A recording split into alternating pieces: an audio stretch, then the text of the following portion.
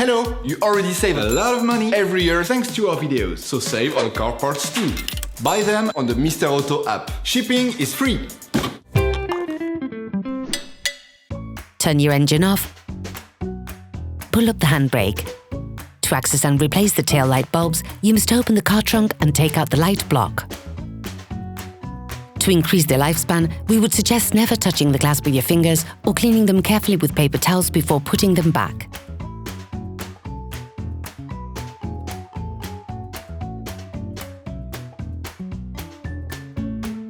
Open the trunk and find the plastic butterfly bolt which fastens the lights in place. With the Lineman's pliers, unfix it and finish off the process by hand. The light is held in place by plastic studs encased directly into the car body.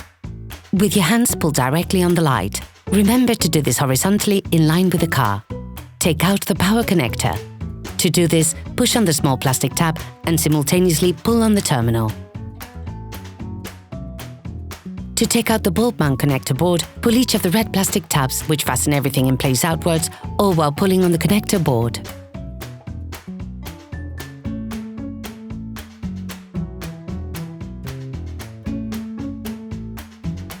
Once free, the two small connectors on the inside must be removed. All you have to do here is pull on the terminal. To replace the bulbs, all you have to do is press down on the bulb and make a quarter turn to the left.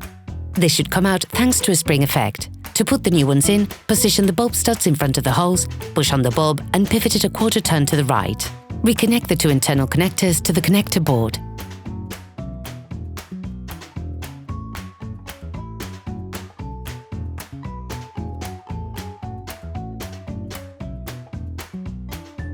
Put the connector board back in by simply pushing on it, positioning it the right way round. The tab should open up and let it pass through and close once it's in place.